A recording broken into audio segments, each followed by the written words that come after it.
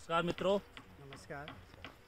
आज हमारे साथ हैं रूसी गांव से अपने बलदेव सिंह जी, आपका सुनना, हरीश बिष्ट जी। और आप देखते हैं कि पहाड़ के गांव इस टाइम पे ज़्यादा से ज़्यादा पलायन के मार झेल रहे हैं, और उसी बीच में हमारे लिए एक मोटिवेशन यहाँ पे आता है कि ये लोग इन्होंने यहाँ पे अपने रूसी गांव के अंतर्गत बहुत बढ़िया खेती करी हुई है। मतलब आप पूरे पहाड़ी क्षेत्र यहाँ पे देखेंगे, आप फूल गोभी की खेती ये लगी हो रखी है, और गोभी के साथ साथ अन्य कई खेती इन लोगों ने करी है।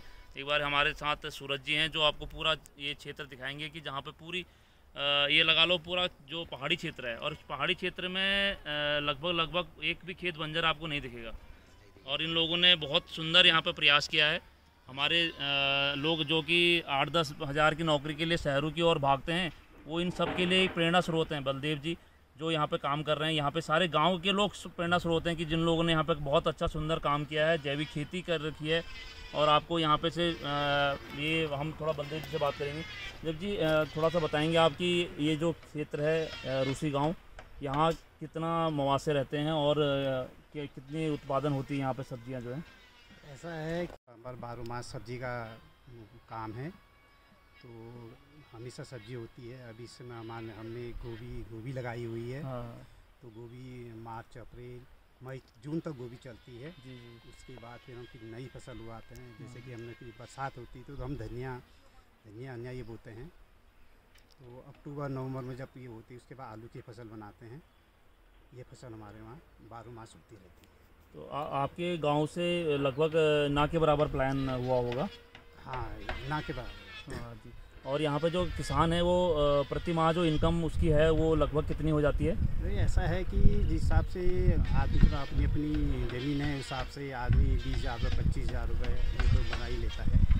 तो ये आपने सुना होगा कि यहाँ पे जो किसान है वो महीने का 25-30 हज़ार रुपये इनकम यहीं पे अपनी खेती से करता है। हाँ। तो उसको नौकरी के लिए जाने की आवश्यकता नहीं है। तो हम सबके लिए बहुत बड़ी प्रेरणा भी है। और ये रूसी गाँव जो है अपना नैनीताल ज़िले में, हाँ, नैनीताल ज़िले में आता है। आप लोग कभी भी अगर यहाँ इधर से आएंगे अपना कैची धाम होते हुए नीचे को उतरेंगे, हल्द्वानी के रास्ते में ये अपना रूसी गांव पड़ता है जो कि नैनीताल ज़िले में है।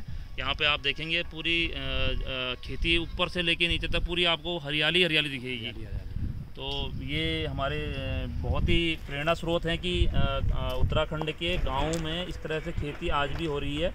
और उन लोगों के लिए भी, उन युवाओं के लिए भी एक प्रेरणा है कि जो 8-10 हज़ार की नौकरी के लिए शहरों की ओर भागते हैं, उनको अपने गांव में इस तरह की खेती को बढ़ावा देना चाहिए। और इससे इनकम बहुत अच्छी है, और अपने पहाड़ में शुद्ध हवा, शुद्ध पानी, सब चीज़ अपने को मिलता है। उम्मीद करेंगे कि यहाँ पे बंदर सुअरों से कोई परेशानी वैसा ऐसा है कि बंदर सुअर तो अब दिखते हैं नहीं, क्योंकि अब तो ऐसा नहीं कि रोड आ गई है और झुलका तुलका तो जानवर तो है ही। जी जी। और बंदर अंदर कभी कभी आते हैं, इसलिए घरों में अपने कुत्ते रखे हुए हैं। जी जी। तो कुत्ते उनको भगा देते हैं। जी, ये भी सही बात है कि अधिकतर हम बातचीत करते हैं तो लोग कहते हैं कि पहाड़ में जानवर बहुत हो गया है, बंदर सुअर। तो यहाँ पे आपने सुना होगा कि सुअर तो बहुत ना के बराबर है, बंदर आता है। पर बंदरों के लिए उन्होंने यहाँ पे घर में कुत्ते रखे हुए हैं, और अपने गांव के लोग भी उनको दिन रात उसकी चौकीदारी करते हैं। तो मेहनत करते हैं, मेहनत का फल इन सबको मिलता है। तो इसके लिए बलदेव जी और आप का सूरज हरीश बिष्ट जी का और सूरज भाई जो कि हमारे साथ कैमरामैन का के रोल में हैं, तो उन सब का बहुत बहुत धन्यवाद। जय उत्तराखंड, जय देवभूमि।